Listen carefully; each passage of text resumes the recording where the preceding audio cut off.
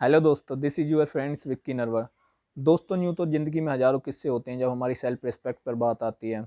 हमें अपनी self respect किसी भी हालत में नहीं खोनी चाहिए, क्योंकि कई बार ऐसा होता है जब हम सामने वाले को अपनी लाइफ में इतनी इंपॉर्टेंस देते हैं, इतनी वैल्यू देते हैं, रेस्पेक्ट देते हैं, तो सामने वालों की नज़रों में हमारी रेस्पेक्ट, हमारी वैल्यू कम हो जाती है।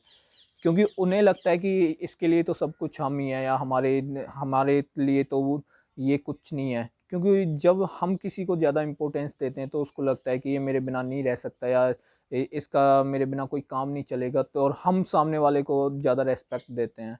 तो दोस्तों, किसी को भी हद से ज़्यादा या लिमिट से ज़्यादा रेस्पेक्ट देना, या अपने आप को उसकी नज़रों में उतना गिरा लेना कि जिससे हमारी सेल्फ रिस्पेक्ट पर बात आए, तो दोस्तों वो भी कहीं ना कहीं हमारे ज़िंदगी में ऐसी सिचुएशंस क्रिएट कर देता है जो हमें किसी ना किसी परेशानी में डाल देता है।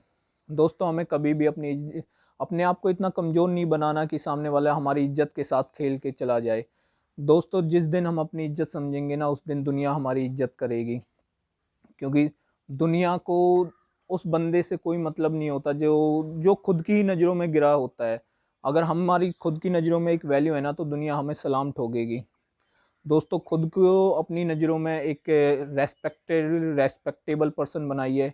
क्योंकि अगर हम खुद को खुद से प्यार करना सिखाएंगे या खुद की रेस्पेक्ट करेंगे, तो सामने वाला हमें अपने आप रेस्पेक्ट देना शुरू कर देगा। और ख़ुद को कभी भी उतना किसी के लिए मत गिराओ कि सामने वाले की नज़रों में हमारी कोई वैल्यू ना रहे।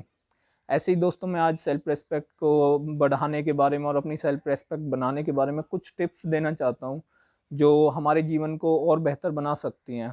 जैसे gate control on your emotions. दोस्तों, हमें कभी भी ना किसी के भी दुख में, सुख में, या किसी भी माहौल में अपने इमोशंस को नहीं खोना चाहिए। हमें पहले देखना चाहिए कि सामने वाले की लाइफ में हमारी कितनी इम्पोर्टेंस है, सामने वाला हमें कितना समझता है, सामने वाला हमें कितनी वैल्यू दे रहा है। क्योंकि दोस्तों, मान के चलो कोई भी हमें अगर वैल्यू नहीं दे रहा और उसके सामने हम उसके दुख में रोने लगें, तो उसको ऐसा लगेगा कि हाँ, ये तो सभी के सामने ऐसे ही रोना धोना करता रहता है। या हम किसी की खुशी में ओवर रिएक्ट करके ज़्यादा खुश हो रहे हैं, तो भी उसको हमारी कोई वैल्यू नहीं होगी। तो दोस्तों, हमें हर हाल में अपने इमोशंस को कंट्रोल करना है, कि जिससे सामने वाले की नज़रों में हमारी एक वैल्यू रहे, एक रेस्पेक्टेबल पर्सन की नज़रों से वो हमें देखे। और उसके अलावा दोस्तों, हमारा सेकंड जो टिप्स आती है वो होती है स्टॉप क्वाइटिंग व्हेन इट हर्ट्स। दोस्तों, अपने आप को कभी भी उस तरीके से मत बनाइए कि जब वो आपने बोल दिया, अगर गलत बोला है तो उसको एक्सेप्ट करिए, अगर सही बोला तो उसको दोबारा दोहराइए और उसके ऊपर काम करिए। और कभी भी अपने इमोशंस, अपने फ्यूचर के बारे में प्लानिंग के साथ या किसी भी कारण से उन लोगों के साथ डिस्कस मत करिए जो लोग आपको समझते नहीं है। क्योंकि लोगों का काम होता है कहना।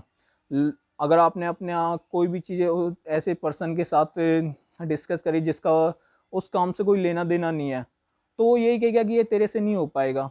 और ये बात हमेशा वही लोग बोलते हैं जो कभी कुछ नहीं कर सकते, या जो जो काम उनसे नहीं हो सकता, तो वो यही बोलते हैं कि ये तेरे से नहीं हो पाएगा। और दूसरी, उसके अलावा जब हम बात करते हैं कि अपनी सेल्फ रेस्पेक्ट करो, थर्ड पॉइंट जो हमारा है कि सेल्फ रेस्पेक्टेबल पर्सन कभी भी आलसी नहीं होगा।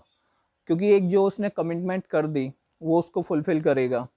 हमारी उम्र जब 18 से ऊपर हो जाती है, 18, 20, 22 की, तो हमारे अंदर एक सेल्फ रिस्पेक्ट होनी चाहिए कि अब हमें अपने दम पे जीना है, अपने दम पे कुछ करना है, अपने दम पे अपनी लाइफ को स्टेबल बनाना है। इस तरीके से दोस्तों, और बिना जो हमारा फोर्थ पॉइंट आता है, फिफ्थ पॉइंट आता है, उसमें ये होता है कि कभी भी हमें अपने आप को किसी को बिना पूछे सलाह नहीं देनी चाहिए। अगर वो बंदा किसी चीज़ में कंफ्यूज्ड है और हम उसको अपनी तरफ से जाके सलाह दे देते हैं, तो उसको वो हमारी सही सलाह भी बुरी लगती है। इसलिए दोस्तों, किसी को अपनी तरफ से सलाह मत दो, और खुद की वैल्यू बढ़ाओ। मर जाना पर कभी सेल्फ रेस्पेक्ट मत खोना। क्योंकि सेल्फ रिस्पेक्ट जिसकी नहीं रही, उसकी इस दुनिया में कोई वैल्यू नहीं है, कोई इज्जत नहीं है। हाँ, बहुत से लोग कहते हैं कि सेल्फ रिस्पेक्ट वाले बंदे में ईगो होता है। ईगो नहीं होता। सेल्फ रिस्पेक्ट और ईगो में हमेशा फ़र्क होता है। अगर मैं बोलता हूँ कि क्या नाम है, मैं ये चीज़ क्यों करूँ, तो ये मेरा ईगो है। और पहले वो मेरे से बात करे, वो बंदे का ईगो है। अगर सामने वाला बोलता है कि पहले मैं ही क्यों बात करूँ, तो ये मेरी सेल्फ रिस्पेक्ट है। इसलिए अपनी सेल्फ रिस्पेक्ट कभी मत खो। इसी के साथ जय हिंद, जय भारत।